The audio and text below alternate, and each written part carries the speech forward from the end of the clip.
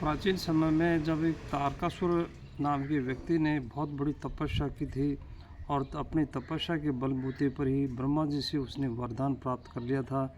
उसने वरदान प्राप्त किया था कि मैं किसी से मरूं नहीं, लेकिन ब्रह्मा जी ने कुछ तथास्तु कह करके बात जोड़ दी थी कि जाओ तुम्हारी मृत्यु होगी निश्चित रूप से, लेकिन शंकर भगवान के जो पुत्र प्राप्त होगा उसी से तुम्हारी मृत्यु प्राप्त होगी। तो इस तरह से वो तारकासुर सभी देवताओं को परेशान करने लग गया। सारे के सारे देवता जाकर के ब्रह्मा जी के पास में गए, विष्णु जी के पास में गए और ब्रह्मा जी ने जो कह दिया कि मैंने तो तथास्तु कह दिया, उसको वरदान दे दिया। विष्णु जी के पास में गए, सारे देवता मिला करके गए।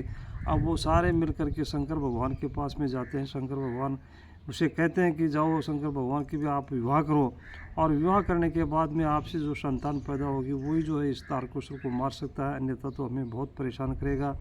इसलिए शंकर भगवान ने बिल्कुल मना कर दिया था विवाह करने से, लेकिन जो सारे देवताओं के कहने ऊपर सारे कामदेव को बुलाया गया। इस तरह से जो है सारा व्यवस्था सारी रचना ही रची, लेकिन शंकर भगवान ने मना कर दिया कि नहीं, मैं विवाह नहीं करूँगा। तो इस तरह से जात देवता अपने पास में चले जाते हैं स्थान पर, लेकिन फिर दोबारा कई दिनों के बाद में फिर दोबारा आते हैं शंकर भगवान के पास में, क्योंकि वो परेशान कर रहा था तारकासुर। तो शंकर भगवान इधर से पार्वती जो है, उस पार्वती को भी तैयार किया गया था कि पार्वती एक सुंदर कन्या थी।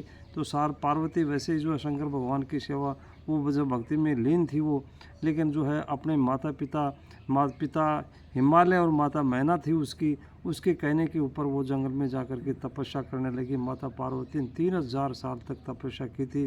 3000 साल के बाद में वो तपस्या करने से पहले नारद जी से एक मंत्र लेती है, ओम नमः शिवाय का मंत्र लेती है। उस ओम नमः शिवाय से जो है वो 3000 साल गुजारती है, कि नारद जी को कहती है कि आप तो परोपकारी नारायण हो, हमें भी कुछ ऐसा मंत्र दो। तब ये मंत्र दिया था। ये मंत्र सब राजों मंत्रों का राजा है, ओम नमः शिवाय, इसका हमें उच्चारण करना चाहिए। तब जा कर के जो है एक 3000 साल के बाद में पृथ्वी डगमगा गई थी, हिल गई थी, त्रिलोकी हाल गई थी।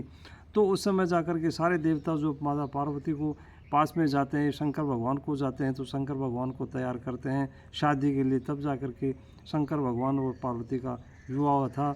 हमें ओम नमः शिवाय का उच्चारण हमेशा करते रहना चाहिए। धन्यवाद।